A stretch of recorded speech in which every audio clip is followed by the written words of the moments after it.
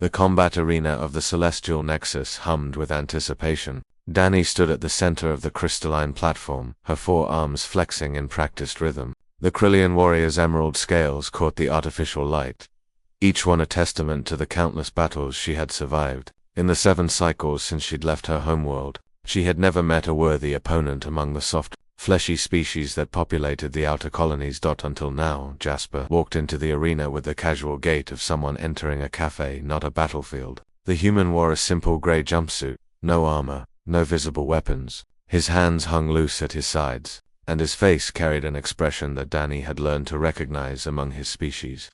Something between amusement and curiosity. "You're the human who wishes to duel." Dani's voice resonated through the chamber, translated instantly by the neural implants all Nexus residents carried. "That's me," Jasper replied, rolling his shoulders. "Heard you've been issuing open challenges for 3 months. Thought I'd take you up on it."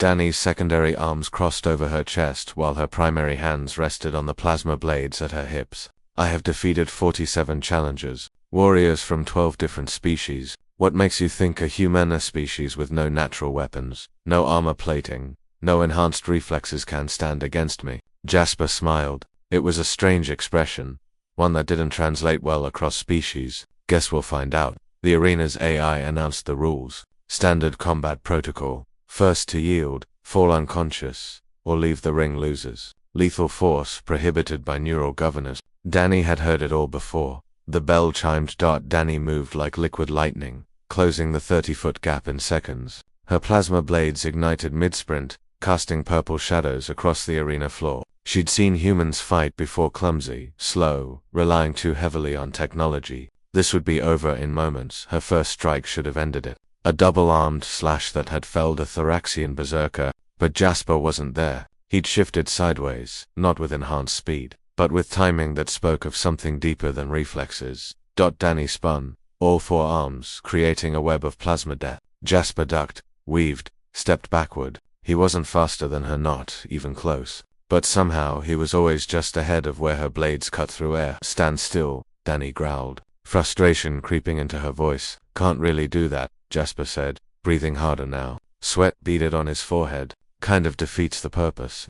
Dani changed tactics. She'd won her last 15 matches through pure endurance. Let the human tire himself out, then strike. She began a systematic assault, conserving energy, forcing Jasper to keep moving, keep dodging. Humans fatigued quickly, everyone knew that. 5 minutes passed, then 10. Jasper was drenched in sweat now, his chest heaving. But he was still moving, still dodging, and Dani's triple-hearted cardiovascular system, the pride of Krillian evolution, was beginning to burn. She demanded between strikes, "Humans need constant ... rest." Jasper slipped past another combination, and for the first time, Dani saw something in his eyes. Not fear, not excitement, understanding. "You know what humans are really good at?" Jasper asked, his voice ragged. "Persistence hunting. Back on Earth, our ancestors would chase prey for hours, sometimes days. Not fast chasers. Slow, steady, relentless. We'd just ... keep ... going." Dani pressed harder, drawing on her reserves. But something impossible was happening. The human, who should have collapsed 5 minutes ago, was still moving. Not as precisely. His dodges were wider now, less efficient, but he was adapting, learning her patterns. 15 minutes, 20, Dani's arms trembled. Her vision blurred at the edges. This was wrong, all wrong. She'd studied human physiology. They ran out of energy. There she stumbled. It was a tiny misstep, barely noticeable. But Jasper noticed. For the first time since the duel began, he didn't just dodge. He moved forward, stepping inside her guard. His hand touched her wrist knot, a strike dust pressure on a nerve cluster every Krillian learned to protect in childhood. One of her plasma blades clattered to the ground. Dani stared at it, then at Jasper. The human's face was red, his breathing desperate, his body shaking with exhaustion. He looked half dead, but he was still standing. "Humans," Jasper gasped, "don't quit. It's kind of our thing." Dani's remaining blade lowered. Around them, the crowd of various species watched in absolute silence. A Krillian warrior, champion of the arena, being outlasted by a species that barely registered on the galactic combat scales.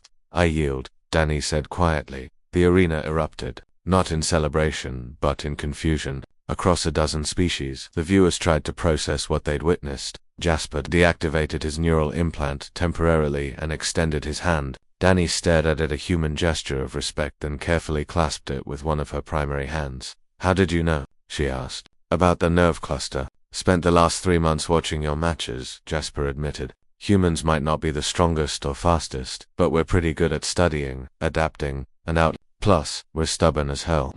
Danny felt something she hadn't experienced in years, genuine respect for an opponent. Your species should terrify the galaxy.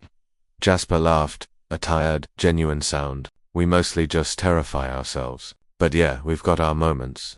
As they left the arena together, Danny realized the truth that would eventually echo across the stars. Humans didn't win through superiority of form or natural weaponry. They won through something far more dangerous. The absolute refusal to give up, backed by the ability to keep going long after any sane species would have stopped. The duel had left her speechless, but it had also taught her the most important lesson of her warrior's life: never underestimate.